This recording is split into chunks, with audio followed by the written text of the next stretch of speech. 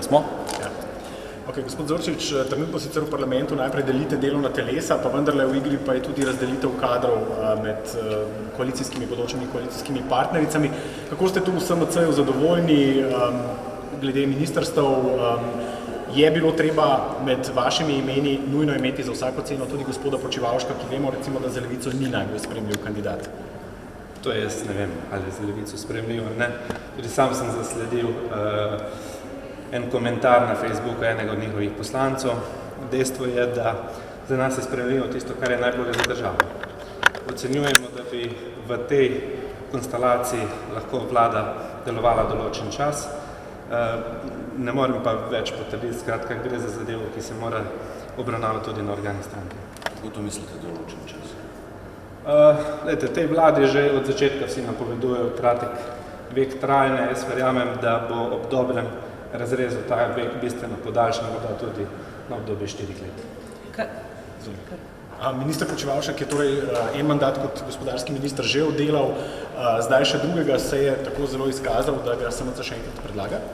Zagotovo. Poglejte, investicije v nova delovna mesta. Jaz mislim, da če ohranimo kontinuiteto in se bodo v prihodnosti odpirati tudi še nadaljna nova delovna mesta, da je to, kar Slovenija potrebuje in si želi. Kaj pa okolje in prostor? Vemo, da sta tako minister Gašperšič kot tudi Jure Leben prišla iz tega ministrstva. Obstaja opcija, da bo eden izmed njiju vodil ta resor? Pri vsem govorimo samo o pretendentih, zagotovo sta tudi ona dva pretendenta za ta resor. Boste imeli državne sekretarje denimo na zdravstvenem resorju ali še morda na kakšnem drugem resorju? Državni sekretarji bodo bili tudi na tistih resorjih, ki jih sicer ne bo pokrivala denimo vaša stranka? Nismo se še tako detaljno pogovarjali o tem kadrovskem delu oziroma o imenih in priimkih. Ampak sporočilo vaše danes bo, torej kadrovski razrez je primeren. Zagotovo bomo o tem še enkrat govorili na stranki. Ko bo padla odločitev stranke, bo dejansko podano tudi sporočilo o tem, ali je primeren. Kdaj bo to? Računamo, da v naslednji ponedeljek. Kaj pa boste zagovarjali na tem delovnem posvetu zdaj? Ali ima sploh smisel govoriti o razrezu teh mest ali počakati na novo? Veste, tudi če se ne bomo danes dogovorili povsem o tem, je vsaj prav, da se pogovorimo, kako velika naj bo delovna telesa, koliko članov naj štejejo, vmes pa se potem tudi porajajo ideje, kako naj bodo ta delovna mesta oziroma predsedovanje razdeljena. Hvala. Torej, gospod Hans, kakšnim sporočilom greste zdaj na posvet pri gospodu Toninu? Zdaj bomo se verjetno pogovarjali najprej o tem, kaj je levica ali opozicija in pozicija. To se bomo najprej pogovarjali, potem bomo pa videli glede samega števila članov v odboru. To se mi zdi ključno, da se danes zagovorimo. In na podlagi tega dogovora potem tudi lahko naredimo razrez. A pa že zdaj ali še potem, ko pride novo državno? Jaz ne verjamem, da lahko do danes ali jutri, bom rekel, na nek način zadevo zapremo, ampak jaz mislim, da je to manj pomembno od drugih zgodb. Gospod Han, kaj pa kadri? Pri vas zanimivo bo ministrica Katičeva se omenja kot, da bi lahko skočila iz resorja na resor, torej iz obrambe na pravosodje. Kako to je? Tako močna figura v stranki, da nekako lahko zvozi več ministrstev? Najprej bi rad eno stvar povedal. Od 2-3 dneh se pogovarja, kjera resor bo kjera stranka prevzela, kjer je bolj pomembno. Za nas so vsi resori enako pomembni, ni noben prvorazredni, noben drugorazredni. Ključno je, da dobimo ljudi na te resorje, ki bodo reševali problemi, ki so se nakopičili tudi v tem času, ko je ta vlada odstopila. Kar se tiče naših ljudi, smo mi vam jasno in prvi povedali, kdo so ljudje, ki bi lahko prišli na te resorje. Jernej Pikalo bi prevzel šolstvo, Dejan Prešiček bi prevzel kulturo in med možnimi kandidati je tudi gospa Katič. Veste pa, da imamo tudi še Dominiko Švarc-Pipan in še neki kadrov, ki lahko zasedejo te pomembne resorje in to se mi zdi ključno. Mi smo pa tudi za vse druge resorje ljudi, pa vendarle nismo ustrajali, danes se vidi, da mi nismo bili tisti, ki smo bremzali to, da je ta koalicija nastala. Torej, Andrej Katič ni fiks, če lahko po domače rečemo. Sej, v bistvu ni noben fiks. Imamo mi resorje, če bo Andreja Katič, verjamem, da lahko brez problema kot pravnica ta resor pele, imamo pa tudi v zadnji ljudi, če se karkoli naredi, da se lahko tudi drugi. Kdaj boste v stranki? Smo vam pa jasni povedali, to pa ni moja stvar, to je pa stvar predsednika stranke in pa vodstva stranke. Včeraj ste rekli, da v bistvu vzamete vse, kar vam bodo dali na mizo. In smo. Ste. Ja, Kako se zdaj počutite, potem nekako vtis je vendarle v javnosti, da ste izposlovali manj, kot bi lahko? Vtis je tako, da smo mi izgubili, da smo zelo slabi pogajalci. Veste, kjer je tisti, ki je zdaj zmagovalec v tej zgodbi, ne vem. Vem, da bomo lahko vsi skupaj zmagovalci, če bomo kaj dobrega za državo naredili. Kdo bo milijone talil sem, kdo bo bil več vpliv na gospodarstvo, je za moje pojme manj pomembno. Zdaj se je videli, da Socialni demokrati nismo stranka, ki bi na vsak način ustrajali pri tem, da bomo bili kak atraktiven stolček. Lahko še eno osebno mnenje. Ja, mislim, gledajte, državni sekretar je verjetno v teh resorjih, kjer smo jih bomo prevzeli, in pa verjetno tudi naši ljudje, nekateri, so kompetentni, da če kjera stranka ne bo imela dobrih ljudi, da jih lahko mi damo. Kaj po vašem mnenju Dominika Švarc-Pipan boljša kandidatka kot Andreja Katič? Veste, če bi punca vprašala, kjer je boljši jaz, kjer drug, to je težko ocenjevati. Dominika Švarc-Pipan je sigurno kandidat, ki lahko prevzame ta resor. In gospa Katičeva je isto dobra kandidatka, ki lahko ta resor prevzame. To je zdaj stvar, na kateri jaz ne bi ocenil. A drži, da je predvsej pritiska znotraj vaše stranke, vemo, da je gospa Katičeva izvoljena iz Velenja, tako da šaleški lobi nekako pritiska za to, da bi vendarle ona postala ministrica, ne pa gospa Švarc-Pipan. Če bi me 14 dni naprej vprašali, bi rekli, šaleški lobi si želi infrastrukturo. Ne vem, zakaj bi si šaleški lobi želel pravosodje. Hvala. Ste? Ja. Danes smo imeli delovni posvet v Državnem zboru, kjer smo se pogovarjali o tem, kako sestaviti odbore in komisije. Moj osnovni predlog je bil, da zmanjšamo številčnost odborov zaradi tega, da je delo v parlamentu bolj operativno hitrejše, da se ne podvajajo stvari praktično, da na odborih ne poteka tako dolga razprava kot na plenarki. Zaradi tega je bil moj osnovni predlog za sestavo odborov, da je to na nek način omejeno na številko 13, da so odbori komisije štejejo tam do 13 članov. Koalicija je temu predlogu nasprotovala. Želeli so, da številčnost odborov povečamo, kljub temu, da so prav vse opozicijske poslanske skupine, poleg Nove Slovenije še SDS in Nacionalna stranka, izrazile željo, da bi bilo zaradi bolj organiziranega dela in bolj operativnega dela boljše zmanjšati številčnost. Kljub temu vztrajamo v tem, da se ta številka poveča in tukaj nas je enostavno koalicija preglasovala in je na koncu prišlo do rešitve, ki jo je zagovarjala koalicija, to je, da na nek način komisije in odbori ostanejo isto ljudi, kot so bili v preteklem mandatu. Drugi zaplet se je zgodil pri statusu Levice. Vse tri opozicijske poslanske skupine, Nova Slovenija, SDS in SNS, so zagovarjale stališče, ki ga zagovarja tudi Zakonodajno-pravna služba, da to ni politično vprašanje, ampak je pravno vprašanje. In tudi Zakonodajno-pravna služba je na delovnem posvetu pojasnila vse razloge, zakaj je potrebno Levico tretirati kot koalicijsko poslansko skupino. Sprva se je tukaj zapletalo, ker koalicija in Levica tega niso želeli sprejeti in so želeli zlasti dve komisije, Komisija za nadzor varnostnih in obveščevalnih služb in pa Komisija za nadzor javnih financ, velikost in pa tudi sestavo komisije nastaviti tako, da bi bila Levica jeziček na tehnici. Temu so se uprli vsi trije vodje poslanskih skupin in so dejali, da vkolikor bi koalicija vztrajala s to vrstno sestavo v te nadzorne komisije, kjer ima opozicija po poslovniku večino, ne bo imenovala svojih članov. To je sledila prekinitev, kjer je pa koalicija popustila in so se odločili, da bodo vendarle sprejeli tolmačenje Zakonodajno-pravne službe in bo sestava Komisije za nadzor varnostnih in obveščevalnih služb in pa tudi Komisija za nadzor javnih financ takšno, da ima opozicija sama večino in da Levica ni jeziček na tehnici. Tako da na tej točki smo zaključili. Dogovorili smo se, da se na nek način pripravi čistopis tega dogovora in po vsej verjetnosti bomo jutri po kolegiju z dodatnimi usklajevanji, če bodo potrebni, nadaljevali. To glede odborov. Potem smo se tudi dogovorili, kako bo tekla moja zamenjava. Zdaj, čisto tehnično bo zadeva izgledala tako, da se jutri ob 10.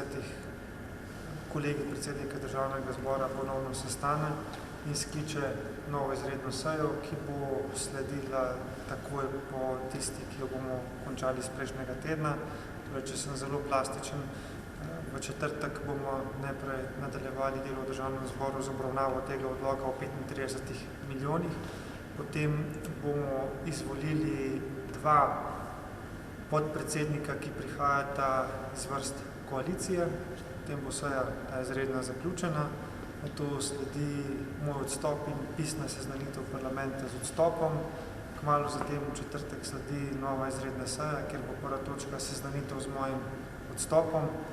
Takoj zatem bi volili še podpredsednika iz vrst največje opozicijske stranke in zatem še novega predsednika Državnega zbora.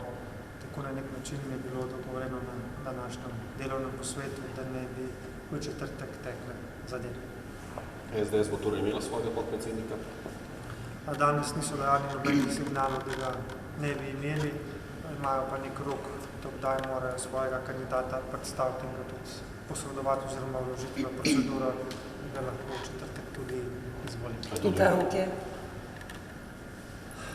Na nek način je bil dogovor, da bi z vidika, da stvari čim bolj nemoteno tekle, to že sporočili jutri. Če bo samo en podpredsednik Državnega zbora, vi še vedno lahko odstopite, če recimo Desus ne bi na tej seji tudi predlagal svojega kandidata? Seveda, kolikor je izvoljeno samo en podpredsednik Državnega zbora, so izpolnjeni poslovniški pogoji za to, da jaz odstopim. Kdaj pričakujete, da bi lahko Državni zbor na plenarni seji odločil o oblikovanju delovnih teles? Če bi uspeli doseči dogovor jutri, potem bi morda lahko odločili že v četrtek. Moram reči, da tukaj je opozicija več ali manj usklajena. Smo se dogovorili, kdo bo prevzel kakšen odbor, zlasti za tiste, ki pripadajo opoziciji. Tukaj je večji problem, da po moji oceni koalicija še ni usklajena, kako bi prevzeli vodenje teh komisij in odborov. Tako da, če bi se uspeli uskladiti jutri, potem je to relativno enostavno možno storiti že v četrtek. Zagotovo bomo na dnevni red uvrstili še eno tako splošno točko, ki se reče mandatno-volilne zadeve, zaradi tega, da lahko že v četrtek potrdimo mandat nadomestne poslanke, ki bo nadomeščala začasno gospoda Šarca, tako da vkolikor bi jutri dosežen finalni dogovor, je to možno storiti že v četrtek. Ne pa podarim, da tukaj opozicija ni problem. Mi smo imeli nekaj zahtev. Prva je bila ta, da bi se številčnost odborov zmanjšala. Tukaj nismo bili uslišani in smo pač razumeli, da koalicijski valjar dela svoje. Tukaj je tudi Levica pritegnila. Potem druga stvar je bila, da ne bomo imenovali svojih članov, kolikor bi bilo razmere take, da je Levica jeziček na tehnici. Pri tej zadevi ne bi bilo ugodeno. Mislim, da zdaj sledi samo še ta del, da se v koaliciji dogovorijo, kdo bi pri njih prevzel vodenje kakšnega odbora in je potem ta zadeva več ali manj podstrek. Kdo pa bo vodil denimo KNOVS ali pa Komisijo za nadzor javnih financ? Imena konkretna bodočih predsednikov imate? Znotraj opozicije je to že dogovoreno, ampak v tej fazi tega še ne bi razkrival. Hvala lepa.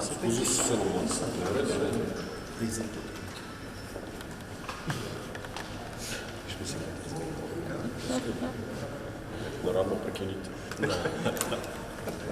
Gospod Vatovec, očitno ste pristali na to, da ste del koalicije. Ne, mislim, da gospod Tonin ali očitno zavaja ali pa pač ne razume stvari.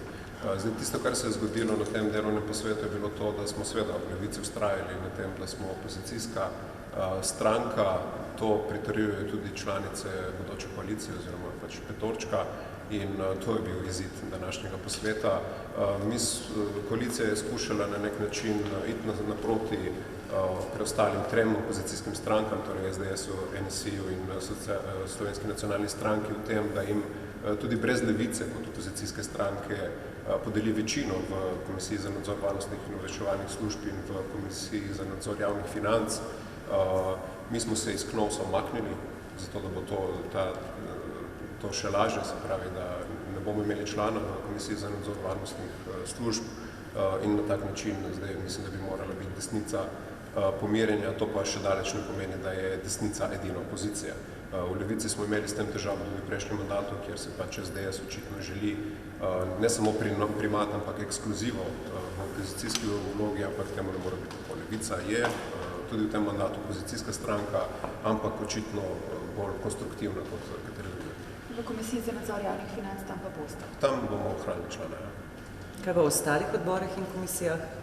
O tem se nismo pogovarjali, v bistvu je trenutno bilo to eminentno vprašanje, se pravi naš status, upam, da smo zdaj to dali z mize. Tisto, kar je še vprašanje, to koliko velika bodo delovna telesa, mislim, da iz čisto vidika proporcionalnosti bi bilo potrebno ohraniti trenutno obliko, se pravi, da je nekoliko več članov, kar omogoče potem tudi, da je razmerje med številnimi strankami, ki so trenutno v parlamentu, bolj dejansko, da bo dejansko boljše odraženo stanje, ki je tudi rezultat volilnega izida. Kot kaže, bo že v četrtek bodo tudi lahko nove volitve predsednika državnega zbora. Vaša podpora gospodu Židanu je tukaj vprašljiva ali je vseh 9 poslanskih glasov boste obkrožili za? Ne, gospoda Židana bomo podprli kot predsednika, mislim, da je bistveno boljša izbira, kot je bil to gospod Tonin, kar se je tudi izkazalo v teh zadnjih nekaj tednih ali pa mesecih njegovega delovanja. Mislim, da tu bi bilo tudi treba izpostaviti nekaj, kar se že dlje časa dogaja v tem zakulisju, pa v bistvu nihče ne želi o tem spregovoriti, in to je to, da je v bistvu to, kar je gospod Tonin v tem času naredil več kot vsi ostali predsedniki, predvsem to, da skuša zvišati plače tako poslancem kot nekaterim uslužbencem v državnem zboru, ob tem mirno pozablja recimo na tisti, ki so najmanj plačani tu not, in mislim, da je to tisto, s čimer se hvali v tem času, ampak ni povedal zakaj ne. V bistvu to dokazuje, da je gospod Tonin samo del političnega establishmenta, ki v resnici misli samo na svoje privilegije zase, in mislim, da to pokazal zelo jasno v tem zadnjem času, kar je prevzel to mesto. Vsem poslancem ali samo nekaterim? In kakšne vzvode ima predsednik državnega zbora? Vse so poslanska mesta oziroma plačna mesta poslancev določena v zakonske prilogi.